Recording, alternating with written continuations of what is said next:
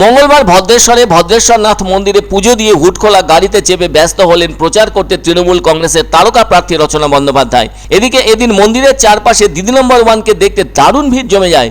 এদিন তিনি ভদ্রেশ্বর পৌরসভার ভেতরে প্রচার করতে শুরু করেন। রচনা ব্যানার্জির সাথে ছিলেন বিধায়ক ইন্দ্রনীল সেন, পৌর প্রধান প্রলয় চক্রবর্তী, উপপৌর প্রধান ফিরোজ খান, সিআইসি প্রকাশ গোস্বামী সহ পৌরসভার অন্যান্য কাউন্সিলর, কর্মী ও দলীয় সমর্থকেরা। রচনা ব্যানার্জি বলছেন তিনি প্রচুর মানুষের সাড়া পাচ্ছেন, ফলে জেতার ব্যাপারে যথেষ্ট আশাবাদী। এই রাজ্যে 42টি লোকসভা আসনের মধ্যে হুগলি কেন্দ্রের জন্য 2024 সালে তৃণমূল সুপ্রিমো মমতা বন্দ্যোপাধ্যায় রচনা ব্যানার্জির নাম উত্থাপন করলে দলের সকলে তা মেনেও নেন।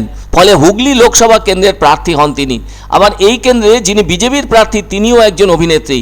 তবে 2019-এর নির্বাচনে লকেট চট্টোপাধ্যায় বিজেপির সাংসদ হন, ফলে এবারও ওই কেন্দ্রে একইভাবে প্রার্থী হন তিনি। অভিনেত্রী থেকে রাজনীতিবিদ হয়ে ওঠাদের তালিকায় রয়েছেন শতাব্দী রায়।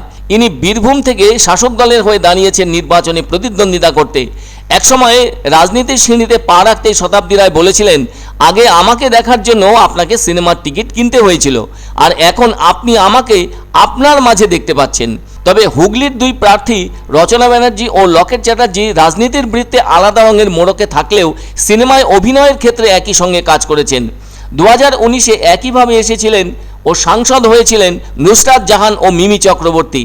তবে রচনা ব্যানার্জি একটি বেসরকারি টিভি চ্যানেলের জনপ্রিয় অনুষ্ঠানের সঞ্চালিকা, ফলে তাকে অনেকেই চেনেন এবং জানেন। তাই তিনি তার প্রচার উপলক্ষে যেখানেই যাচ্ছেন সেখানেই মানুষ তাকে দেখতে আসছেন। ফলে প্রচারের স্থানে ভিড় তার ক্ষেত্রে কোনো ব্যাপারই নয়। এইসব দেখে তিনি তার জেতার ব্যাপারে আত্মবিশ্বাস বাড়িয়ে তুলেছেন। এর আগেও তিনি বলেছেন, সাংসদ হওয়া এখন শুধু সময়ের অপেক্ষা। অন্যদিকে ঘাটালের তৃণমূল প্রার্থী দেব কিন্তু বাংলা সিনেমার একজন জনপ্রিয় তারকা, ফলে তিনিও অনেক দিনের সাংসদ। আবার ওই ঘাটাল কেন্দ্রের বিজেপি প্রার্থী হিরণও একজন অভিনেতা।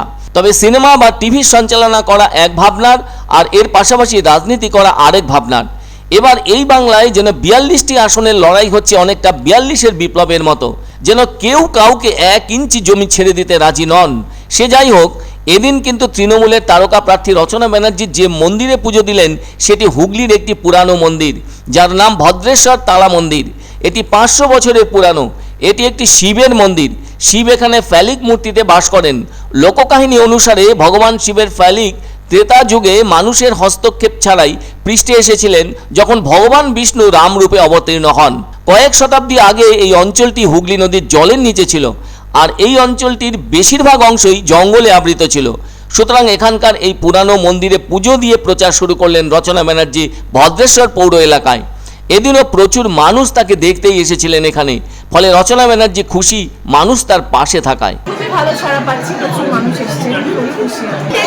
আমার নেই, কারণ আমি আসলে রাজনীতিতে এসেছি, অনেক কিছু ভেবেচিন্তে তো আসিনি, অত ক্যালকুলেশন করে আসিনি, অত রাজনৈতিক বক্তৃতা দিতেও আসিনি। আমি মন থেকে এসেছি এবং মন থেকে মানুষের পাশে দাঁড়াবো বলে এসেছি।